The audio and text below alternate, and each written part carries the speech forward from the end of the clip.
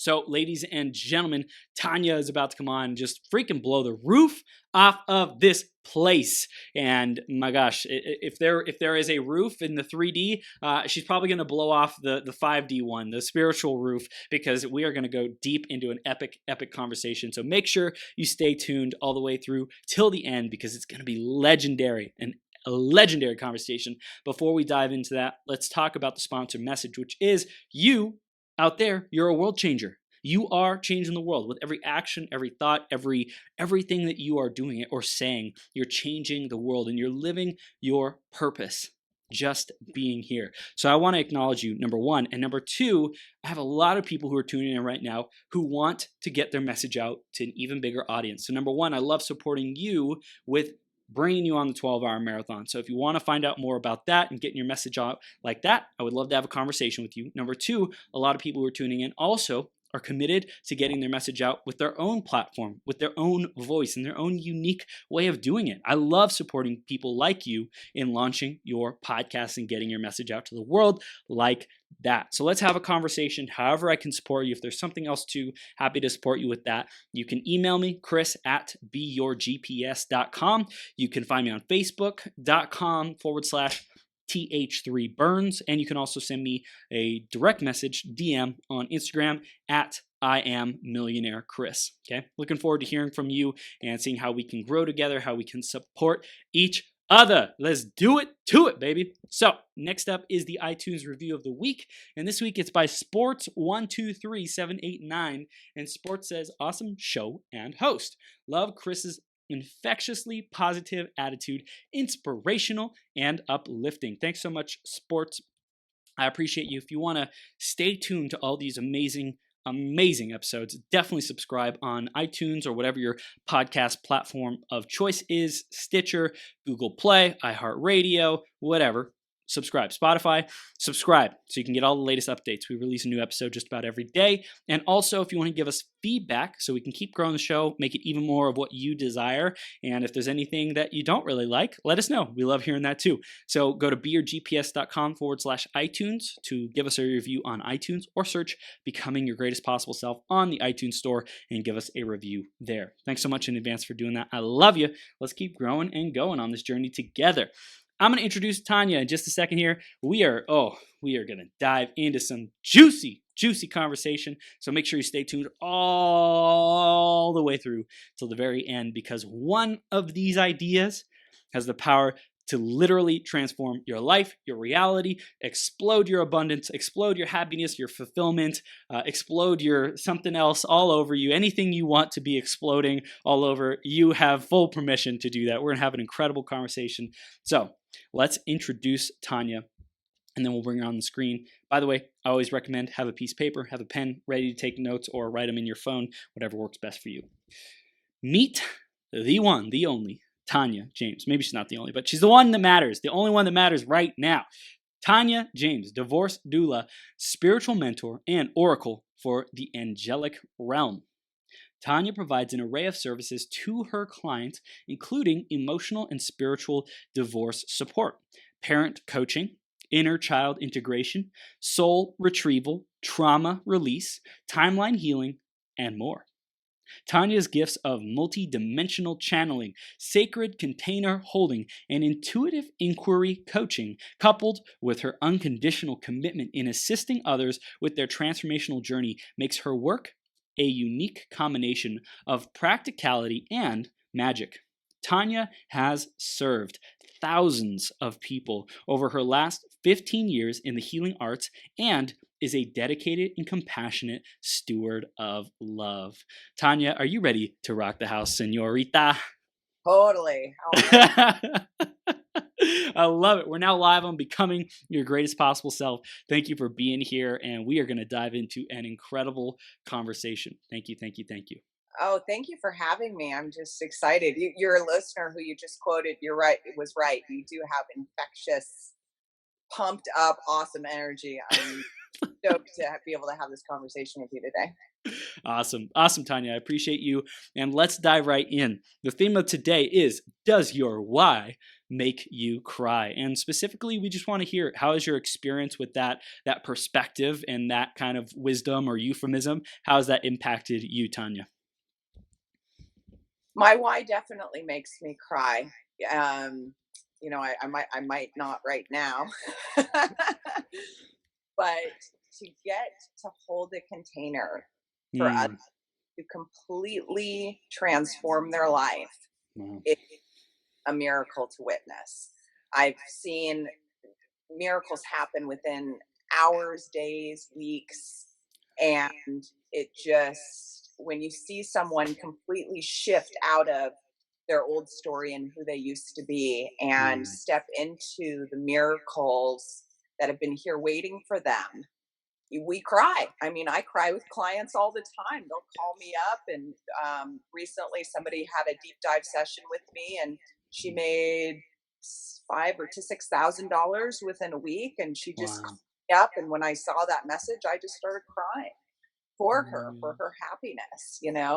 It's amazing to see people being able to shift out of the old and into the new, mm. and then just be shocked of the results. Wow. I love it. I love it. You're really present to your impact that you have in people's lives, and It took and I me a while. love yeah, I love It what you said about the container too. Yeah, Like just being able to hold that container so people can step into either their greatness, or they can, really shed the layers that aren't serving them. I really hear that whatever it is that they come to you with, you're like a master facilitator of just empowerment and love. yeah. I even, Yeah. you can label the container really just the void of creation. Like, Mm. go into that Wow. open space of where pure possibility lives Wow. and get to play in Mm. there and really see what's, been hidden. And that's why I chose the Mm. topic of triggers today, because so much of our blind spots are hiding right in front of us through Yeah. what gets us a little fired up. Amen. Amen. I love it. Those blind spots. Ah, love them. So I want to hear a little bit more. We mentioned in your intro who you are and what you stand for, but I'd love to hear in your own words what's alive for you these days, and what you stand for, and what you're most passionate about in your purpose, and how you're showing up. The light language coming in was a fairly new development Mhm. in my practice. And it happened 3 to 4 years ago, and I sat on it for years. I Mm. do it out loud. I was uncomfortable with it. It sounded crazy.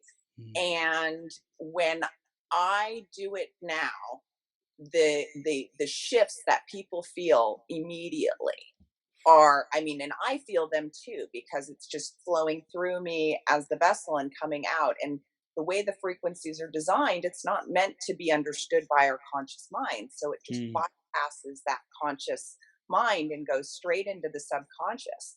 And, I can feel people's tingles. I can feel them downloading new information.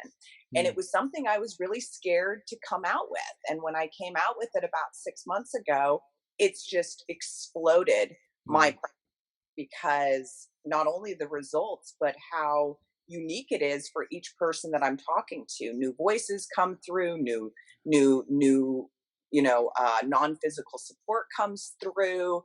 And Mhm. I really got to know my non-physical team so much better by finally allowing this to flow through me. And it was scary at first.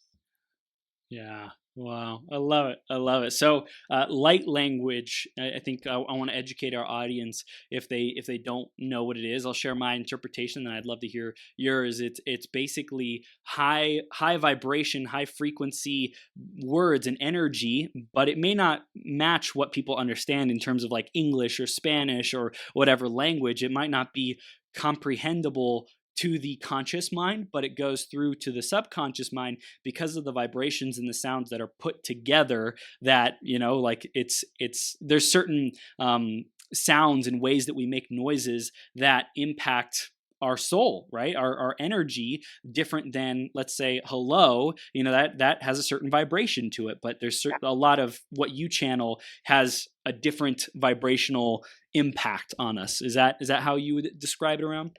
Yes, and it is a little esoteric. So I just tell people, hey, it sounds weird. Use your imagination. If you feel something, great. If you don't Mm, feel anything, that's okay too. And I do see visuals occasionally where I'll mm, see a scroll drop down into someone's heart. I'll mm, see something come up from the earth. The earth sounds that come through are really different than mm, some of the other sounds from like the Octurian Palladian, and they come yeah, forward and tell me.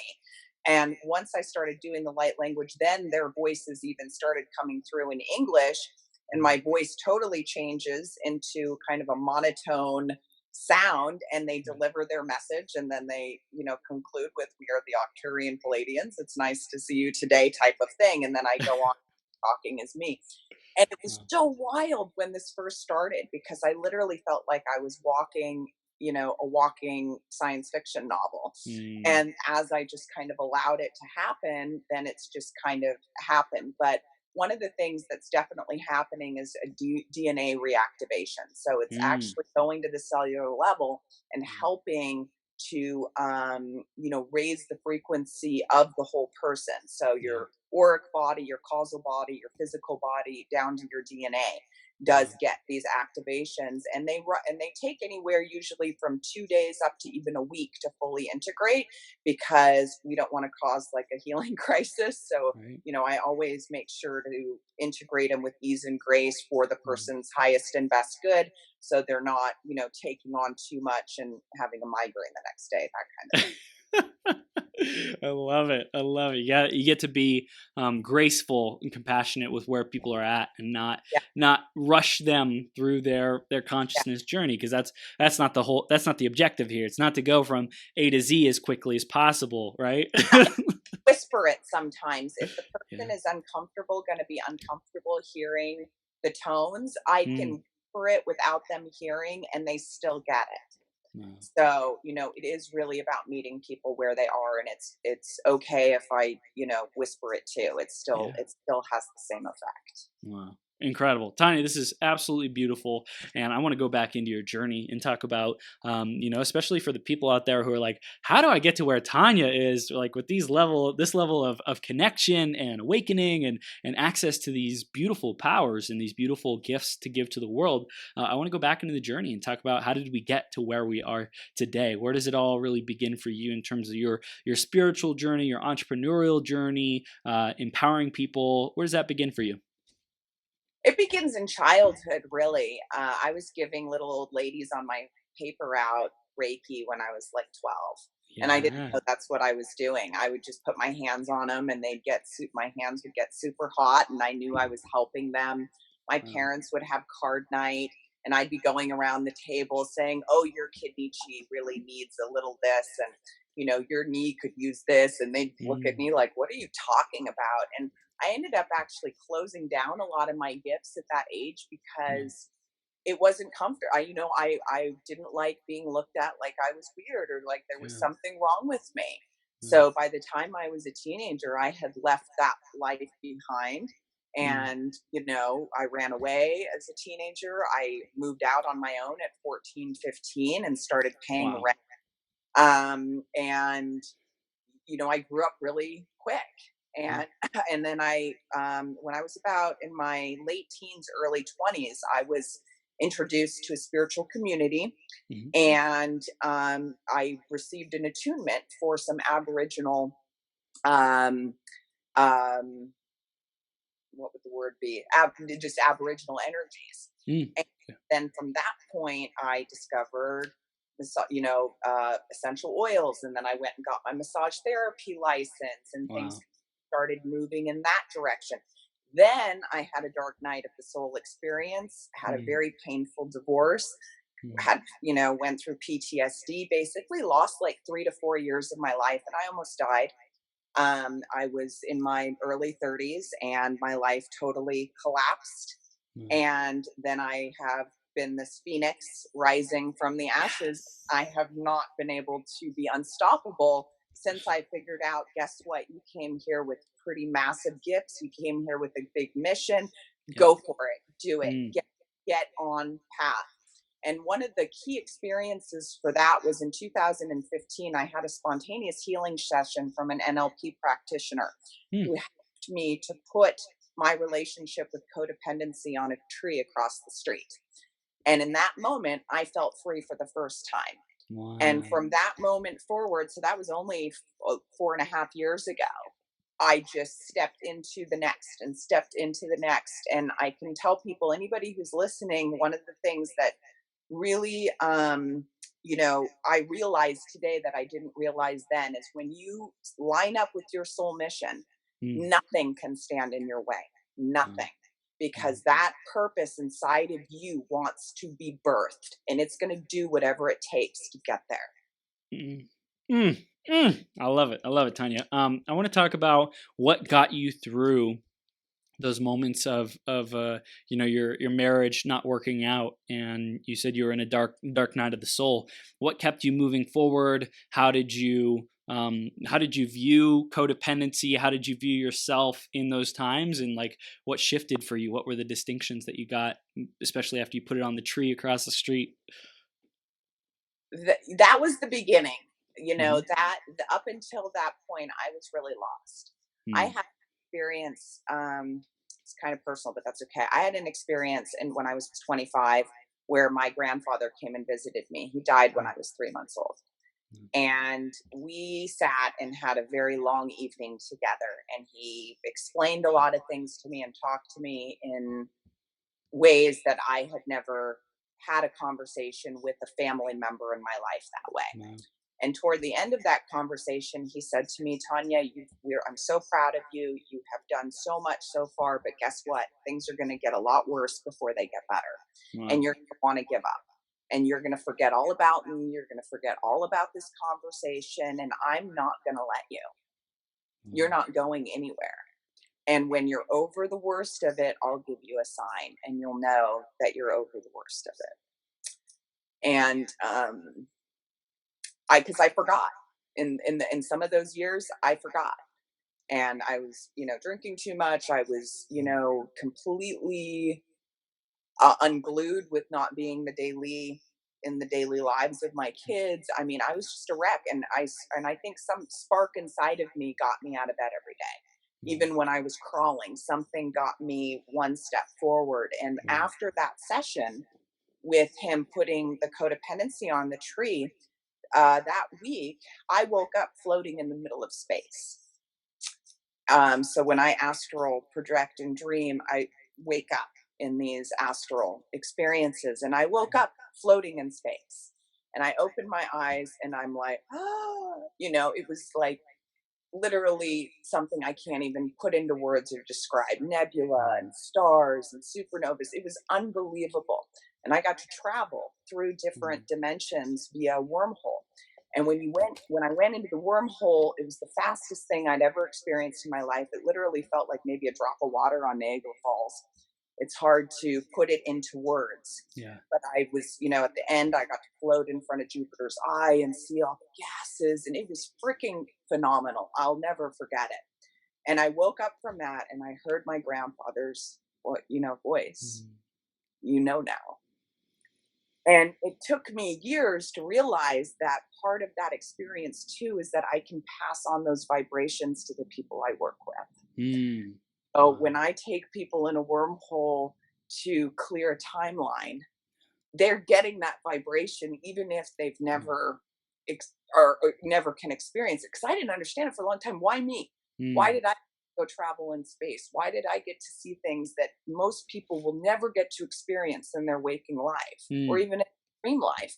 Why me? And it was something that I toyed around with for a long time until getting the light language going 6 months ago, and then all this channeling started happening, and my coaching practice really shifted from working strictly with parents and parent coaching where I have my degree in to fusing that with this intergalactic support, really. So rad. I love this. Tanya, this is absolutely beautiful.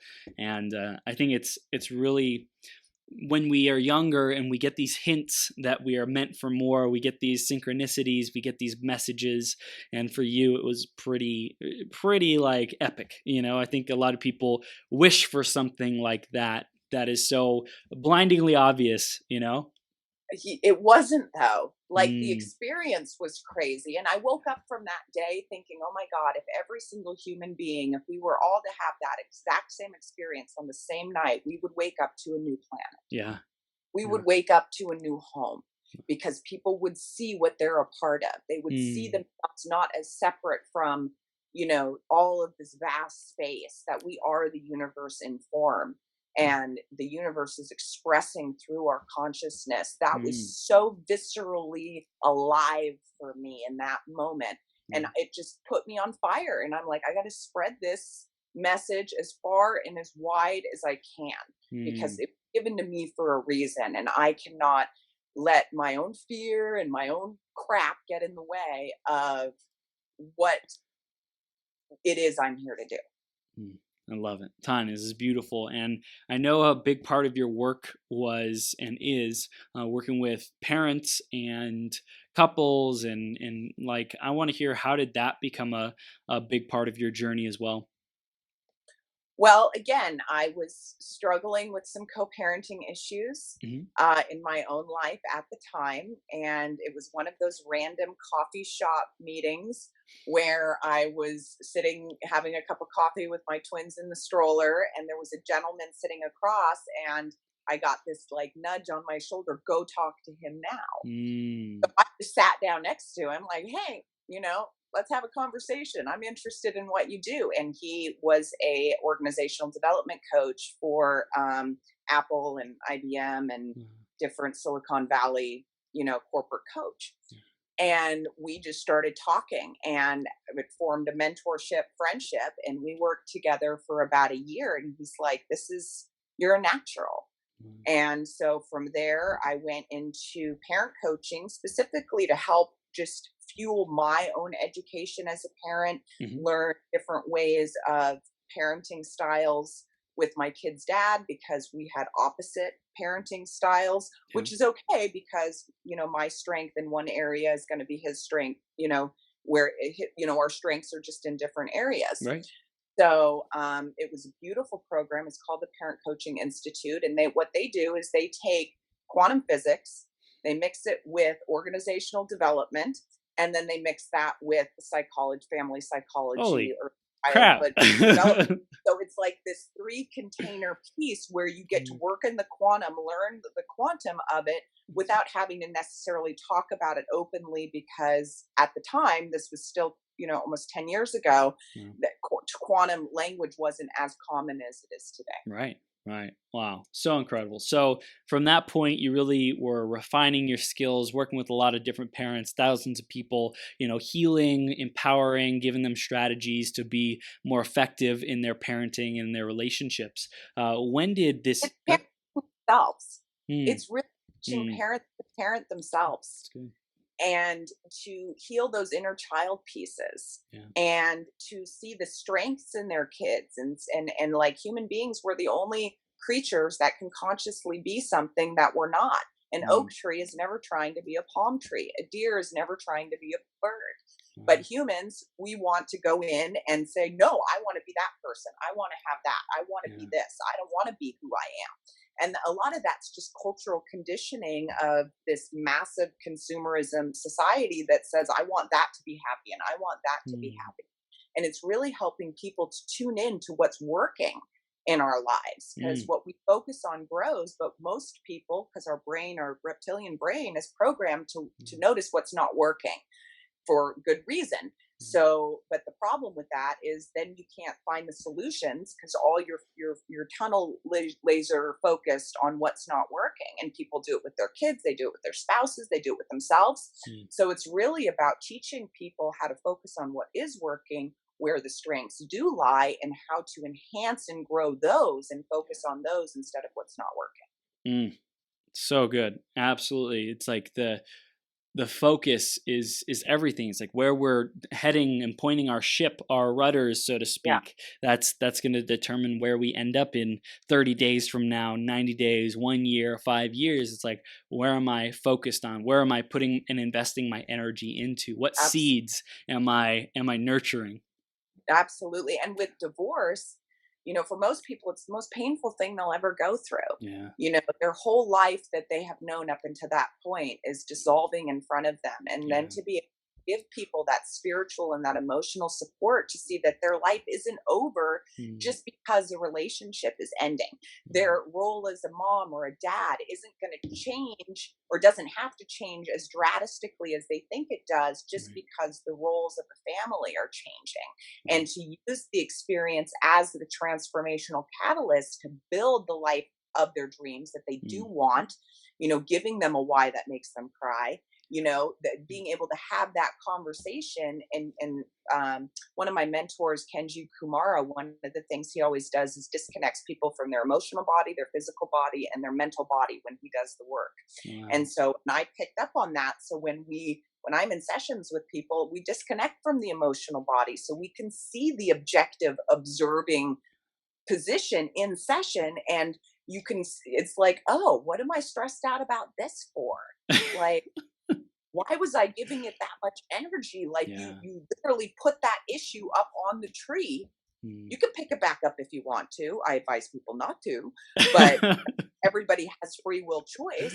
But Yeah. just having that removed from your field, and then you can see, oh, I didn't know this was here, and I didn't know that was there. Holy Wow. shit! Get to go and do what I really wanted to do, in spite of this kind of traumatic experience I'm currently going through. Yeah.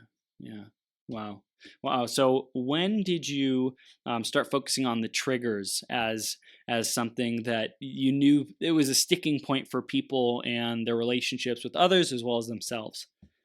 I think that's been throughout my whole coaching, and even before I became a coach, Mm. as doing hundreds of massages and giving body work. And the body work I did was very deep and powerful. I mean, I did massive energy clearings Wow. even before I knew kind of what I was doing. I was Mhm. moving so much energy around, and you could tell, even when people were on my table, they would just start crying spontaneously, and then a memory would come up Wow. and they would talk to me about it, and I would do coaching with them even before I ever did any training in coaching. It was just natural. Mm. And with triggers, there are mirrors. Mm. Part of the thing with our blind spots is we can't see them. So a trigger is a way for us to be able to find out what our blind spots are. Yeah. And we're so conditioned to run from pain and Mm. go toward pleasure that we don't take that moment of recognizing the trigger, um y- figuring out what it is and why it's there, and then Mm. seeing the blind spot that it's pointing us to. Wow. Wow. I love it. So it's like it's really there, they've always been there, and it's our indicators. It's our guidance system to pay Yep, attention to something so that we can dig into it and see what's behind it. yep, Wow. yep. And using the weather of our emotions as a map, you Mm. know, not judging the map, not Yeah. judging the weather. If we go outside and there's a thunderstorm, we don't go start yelling at the thunderstorm, stop it, stop raining, stop with this thunder. We don't do that, but we do that with our emotions. Mm. I'm not supposed to feel this way. I'm not supposed to think this way. I shouldn't be thinking, feeling this. And Wow. it's really about teaching people not to judge their emotions, not to judge where they are, not to judge themselves or other people at all. Like, Mm. it's one big, soup of a learning lesson. And Yeah. the more we look for where the gifts are in the lessons, the more we can clear those lessons from needing to circle back around and around and around, Yeah. because we've learned it. So that cuts the cycle. Yeah. Um, so we don't have to keep repeating it again and again. Mm. So what would you recommend for people to start off with in terms of being aware and being able to be more resourceful and like better handle their blind spots, their triggers, their emotions that they might be grappling with? So observing. So Mm. one thing I do with clients is, if they're in the middle of a situation that or let's say they're recounting a story to me that had happened in the last week of something that was upsetting to them. I literally have them put the whole scene up on a movie screen, and I have them sit in the theater of the movie and watch it from that observer perspective. And I have them take in the other characters. Who do you want to see leave the scene? Who do you want to see come into this scene? What does this character in the movie need? What is this character really, how are you viewing it from this seat in theater instead of being the person up on the screen acting it out? And really just that observing perspective makes such a big difference, because you put different lenses on. You get to put that lens of objectivity on there and say, okay, does this really make sense? You can tell my kids, are your big feelings worth X, Y, and Z? Like when my kids were little and having a tantrum that they couldn't want to watch what they wanted to watch, are you going to give your big feelings to that TV? Wow. Really? No, we're going to turn the TV off. Sorry. But it's that same kind of retraining our minds. I always tell my clients, we're committing to a new way of thinking. That's one of the early, the mantras I use with everybody is commit to a new way of thinking and start looking at what's causing friction in your life from the observer perspective, as if you're just watching it, in the movie theater. So it's really, like you said, detaching from the mental, physical, and emotional body. That's what people really get to develop their mastery in, to be able to think differently, to be able to create the results that they want. And not judge what's occurring. Like, let your feelings be okay. This isn't about masking our feelings, pretending that they're not there, Pollyanna, wishful thinking. It's nothing like that. It's really owning the feelings that are there. I think the brain research has shown that it only takes 90 seconds to feel a feeling. But what people do is they reignite it again and again and again, and it leaps over. So that 90-second feeling can last for months or decades even, if it isn't, kind of caught, and say, okay, what part do you need? So that's the other thing that I talk to clients about is, what does this part need? How old is this version of you? When was the first time you ever felt that feeling? Or when was the first time this situation or similar situation ever happened? And it usually points back to, 6, 7, 8 years old, some memory somewhere. And then we go into that inner child and make a connection with that inner child to the wise adult version of them. And just by making that connection, you build a bridge from the subconscious to the conscious mind, and you're able to neutralize the negative pattern that experience, or that wherever that voice came from. It could be your parents' voice. Like, has this been your thought? So it's just really in that observing place where you're trying to where you are looking at it instead of sitting in it. You're looking at it and saying, what is this trying to tell me? Is there a difference between, let's say, a negative emotion or memory stuck in an energetic field, and a brain pattern that is negative or from a past negative event? It's a good question. There's definitely chemicals that can, for people with mood disorders and that sort of thing, there definitely can be chemical hormone imbalances and things that there's also past life things that don't have a conscious memory of. And yet, like, even in sessions, sometimes I'll have a past life memory come up for someone, and it's not something that I particularly do, but when I'm in that channeling zone, if the guides are showing me, hey, you need to work on this past life issue, and they'll happen 8 past lives ago or whatever, let's clear that. And it's affecting them today. And then once they clear that past memory, now, road rage isn't an issue anymore, or whatever it was that was, that was the impetus for that conversation. So each person is so unique that it's hard to answer that question. There's a whole host of ways that it can show up. Interesting. In terms of your being like a spiritual teacher, and the aspect of I would say coaching and mentoring and healing relationships and people in their own, self-love journey and their own consciousness journey. How did you find that those two worlds coming together with spirituality and like relationships and co-parenting? What was that like for you? I think, I had to walk my talk first, Mm, kind of one of those things to where as I went through my own journey of transformation, I knew that part of the reason that I went through the level of stuff that I went through uh-huh, was to be able to support others with it. mm, It's the, our from our mess comes our medicine. mm, mm, And I think that that's where a lot of it all came together. And just in the last year, what has shifted, it blows my mind. And when I started coaching 7, 8 years ago, it was like finding this talent that I had no idea that mm, I had. It was like, sitting down at a chessboard for the first time and you can't lose. wow. I never experienced anything that I was such a natural at in my life. And so I just knew that I Mm, had to pursue it. I didn't have, like I said, I didn't have a choice. I could not do it. mm. Mm, mm. So good. I love it. I love it.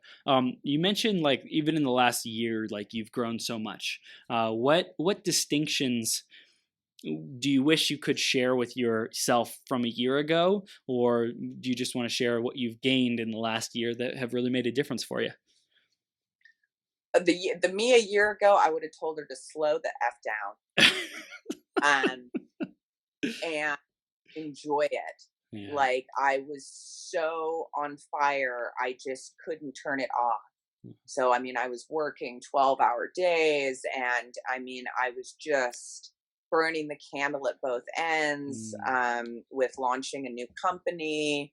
And really, at the end of the day, my biggest growth has come through moments of stillness. mm, My biggest growth has been through the art of allowance, mm. and really activating that law of allowance in my life. Yeah. And I would definitely tell her, just slow down and enjoy the ride, and you don't have to, you're not late. That's the other Mm. thing that I Wow. would have told her, you're never late.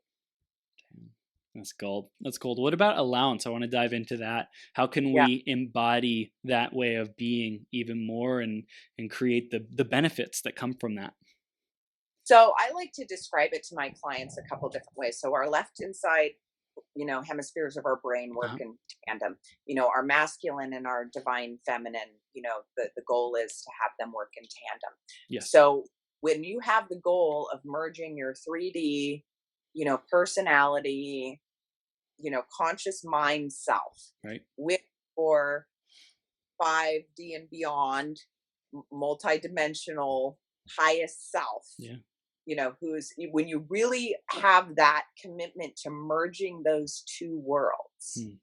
you can't not be in the law of allowance, Mm. because those having those working in harmony together, Yeah. you automatically don't want to overdo. You automatically don't want to overthink and Mm. push and force, and it just takes all that away, because you can see the eternal, that you have that relationship with that eternal aspect of you who tells you when to slow down, who Mm. tells you, okay, Wow. you've done a great job today, go play. Wow.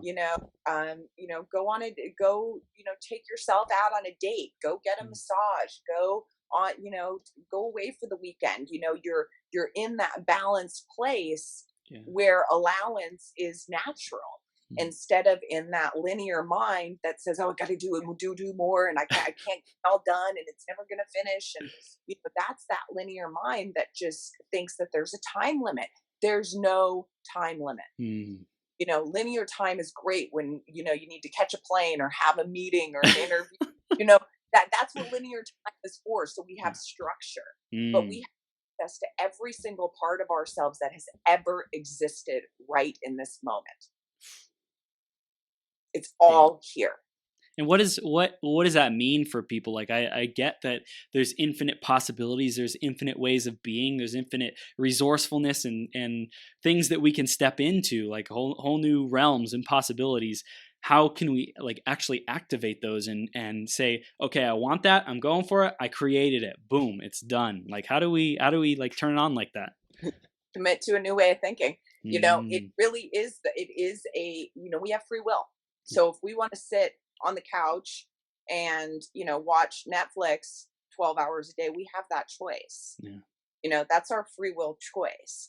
And guess what? If I'm having a day where I need to do that, I give myself permission to do that. Mm, mm, Right? I amen. don't beat myself up if I just need to take a chill day and Yeah.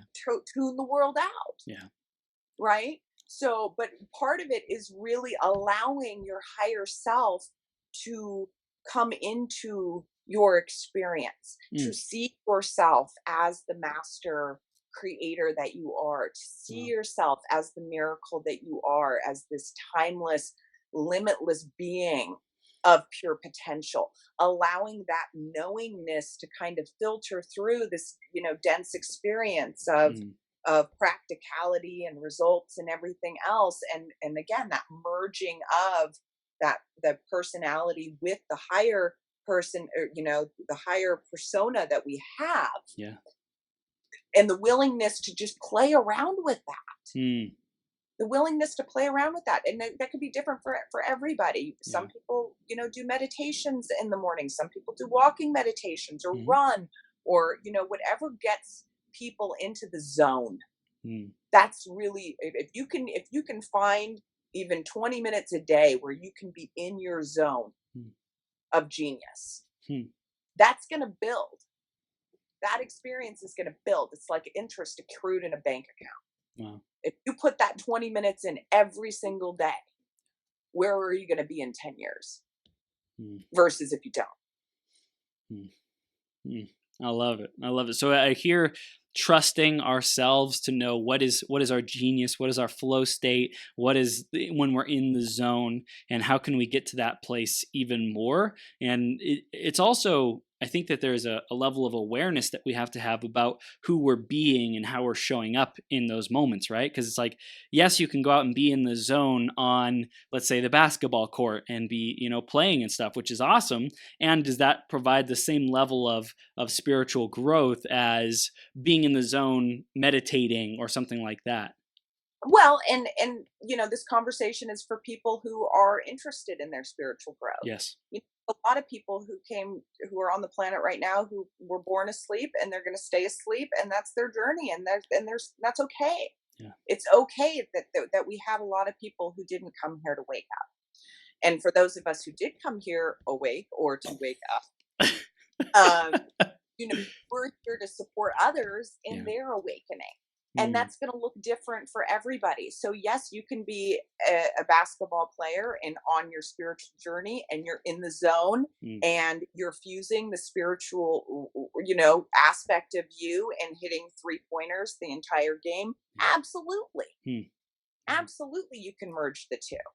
But, for the people who want that deeper connection with their higher self, one mantra I love to use, if you're struggling with something, let's say lack, for instance, or, you know, tough relationship or whatever it is, mhm, universe, I am done with lack. I am done with fighting with my spouse. I'm done with being so hard on myself and trying to please everybody and being a perfectionist. Universe, I'm done. I'm done. I'm done. Show me the way. mm. Show me the way. And you will be shown the way. Wow. The way will show up. It will be breadcrumbs, and if you follow those breadcrumbs, you will be happy you did. Wow. Tell us more about that. What is that saying? Like saying I'm done. Like I feel like they're stepping into being the creator. Yeah, it's a command. Yeah. So we can command our reality into being. Mm, We don't have to, it's like Tony Robbins says, life is happening for you, not yeah. to you. Yes. So it's that commanding what you want to see. Mm, And so if you're really done with something, if you're really done with being in pain, if you're really done, when I was in the middle of PTSD, having multiple panic attacks a day, away from my kids, didn't think I was going to, I didn't want to live anymore. I just put my hands up. I said, universe, I'm done suffering. Show me the way. Yes. And the way was shown. Wow. The way was shown. And it was little things first. It was go talk to that person. Hey, you need to connect with this person. Hey, you need to go and I met my husband by buying my ex-husband dinner. I'm not joking. I am not joking. You can't make this stuff up. My ex-husband invited me over for dinner one night. It was the first time after our breakup that we had sat down for the family. There was nothing for me to cook for he and I in the kitchen. So I'll order takeout. So I ordered takeout from a vegetarian restaurant. On my way to go pick it up, about to walk in the door to the restaurant, I met my husband, and we have a little girl, and he's amazing. We've had like 8 past lives together. I knew exactly who he was when I met him. I almost introduced myself to him as his wife, but I didn't because I didn't want to freak him out. But if I wouldn't have, followed my instinct, because I didn't want to have dinner with my ex-husband. I really didn't.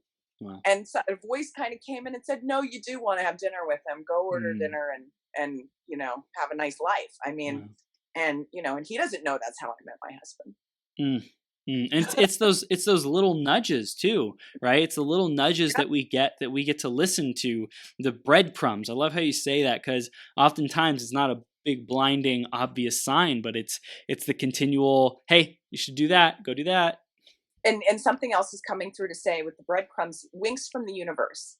That's another way that I like to think of synchronicities. Synchronicities are winks from the universe. So if you plant in your mind, I want to see the number, 88 today, for instance. Yeah. All of a sudden, you're going to be saying 88 all over the place because you planted that seed that this is what you want to see. And that's one way to kind of develop this intuition muscle that we all have by kind of just putting it out there, saying, oh, I'd like to see this. Maybe it's feathers. Maybe it's a certain type of bird. Who knows? Whatever it is. And then as you see it and as it comes into your experience, you thank it. And you do it with little things first. You can start with things like that. And then you do it for, $100,000 when you can release attachment to how it's coming in. That's why it's so hard to manifest, because we have this big attachment that it's got to show up now because I got to pay rent and I got to put food on the table and I got to do this and I got to do that. Where when you do it with something really light, that if you don't care if it shows up or not, then that really helps to build the muscle. So when you do go to do it for that 100,000 or that million or whatever, that you're releasing the attachment to the outcome of it, and then allow that charge to bring it to you even, quicker. Wow. So it's that ability of setting our intention for something and then detaching from it. Sounds like that's a really valuable muscle to develop in our lives. Yes. Releasing attachment to outcomes is tough because we want our reward. Yeah.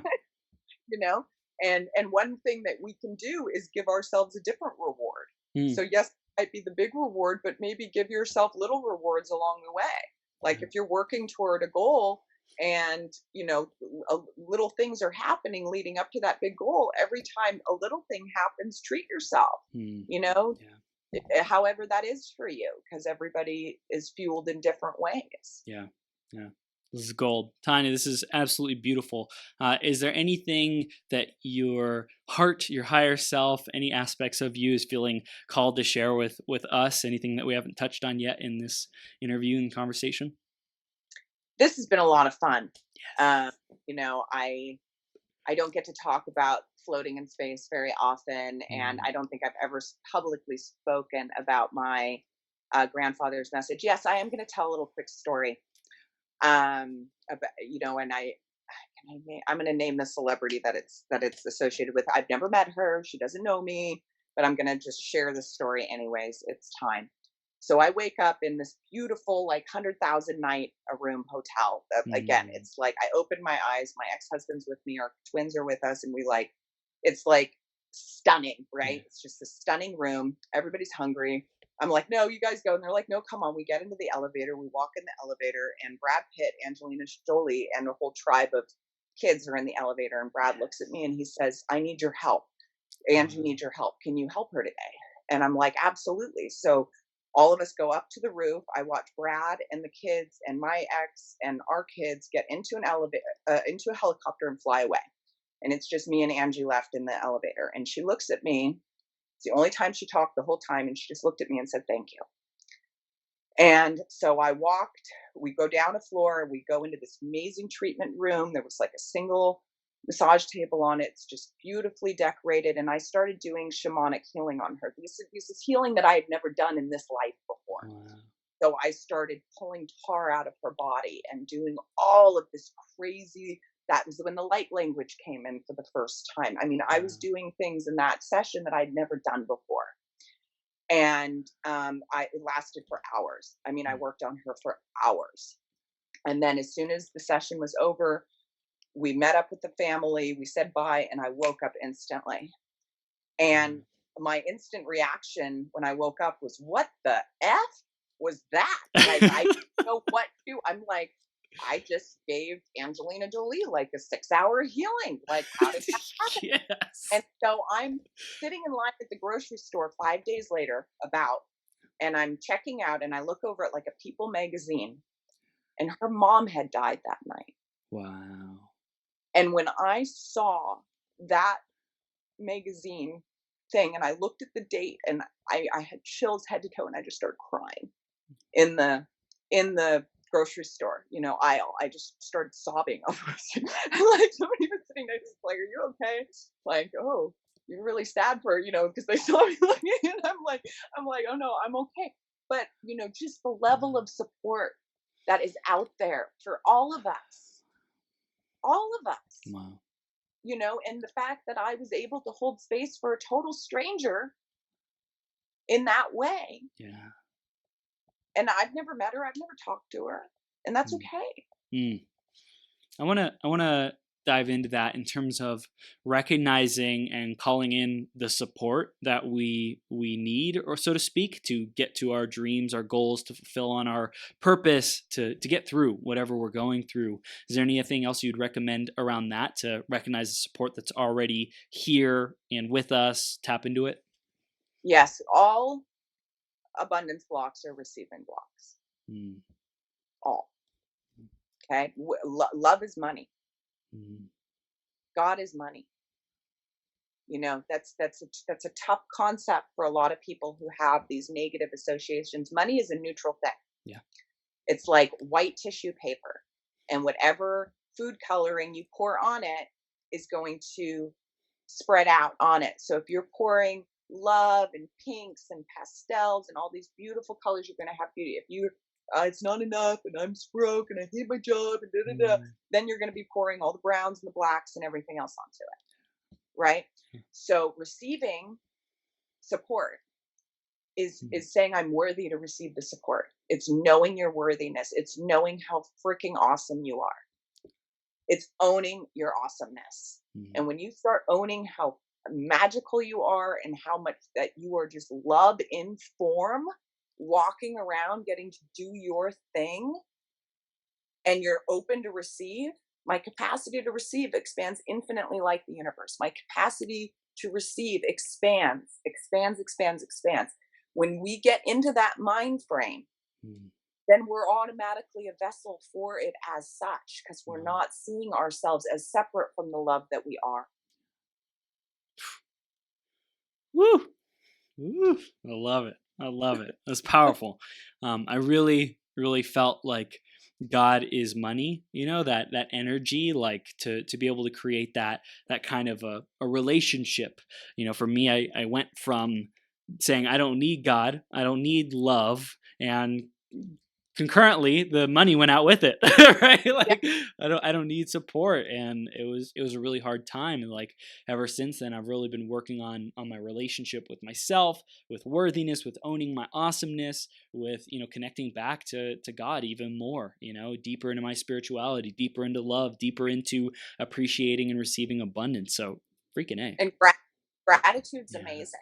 Yeah. An ounce of gratitude can make such a huge amount of difference, because again, it's what we focus on grows. Yeah. So when we can get into that gratitude place, and for people with money blocks and that kind of thing, start small. You know, receive the sun on your face, receive the trees you're walking by, receive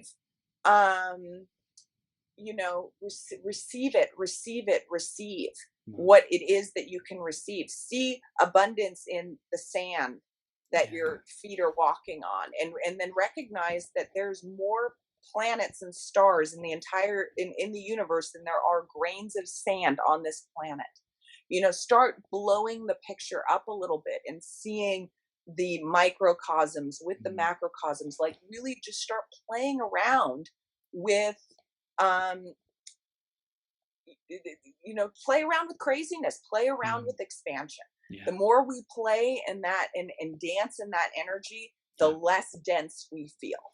You know, I the empaths all the time who, you know, are sick of taking on people's energies, are sick of not being able to go into crowded places because it's too overwhelming. They're just sick of it. And they didn't know how to use these gifts of deep empathy for their advantage.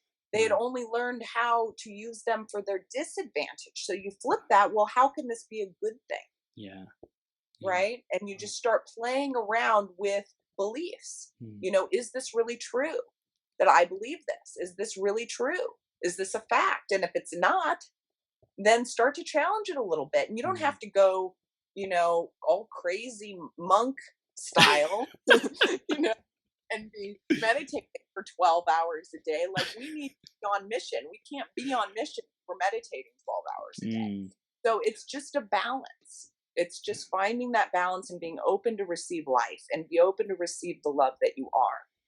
And that's really, you know, being open to receive the love that you are, and start feeling that love. You know, when I one of my big ahas, when I could look in the mirror and see the love flowing to myself that I can from my babies, I knew I'd gotten there.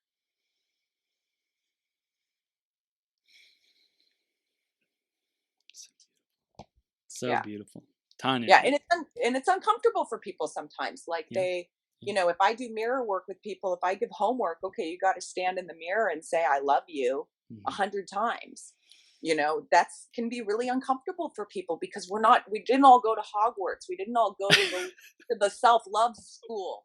You know, we didn't learn this shit growing up. You know, we were told, oh, keep your feelings to yourself, and don't, you know, don't, you know, wear your heart on your sleeve. You're going to get hurt that way. And, you know, we get all these little pieces that drop in along the way, and then we think that's the truth until we challenge it.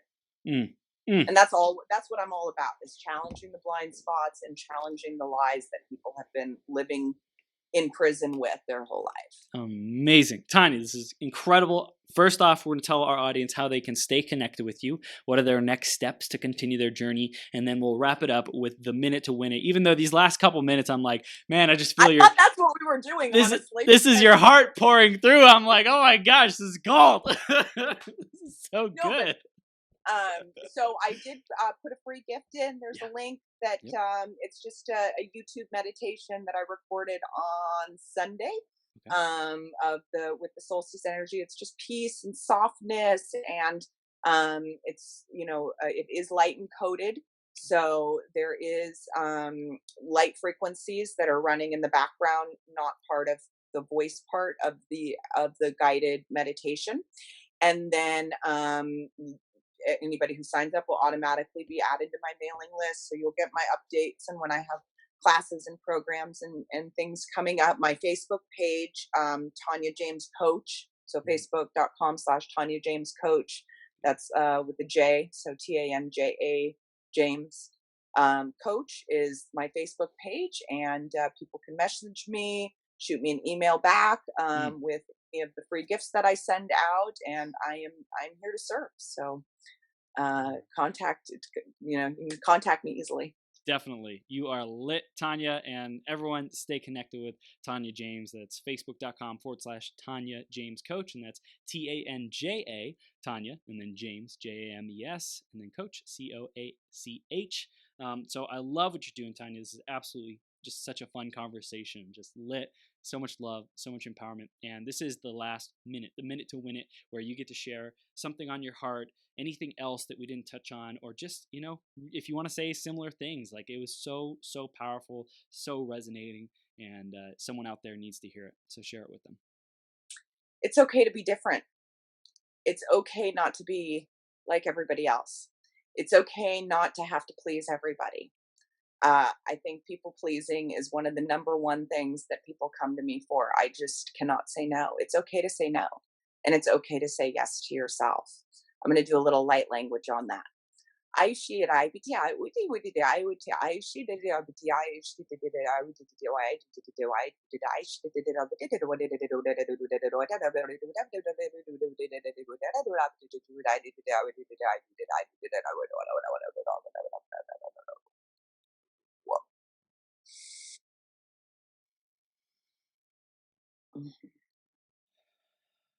releasing people pleasing, releasing perfectionism. The universe does not expect us to be perfect. We did not come here to be perfect. We came here to be ourselves. And it's safe to be who you came here to be. It's safe to shine. It's safe to own your brilliance. It's safe to speak up and own your power. It's safe to be a vibrationally sovereign being in this world. And you came here with a beautiful mission. And if I can help you in stepping into that more, please contact me. I'm here. Thank you, Tanja. You are amazing.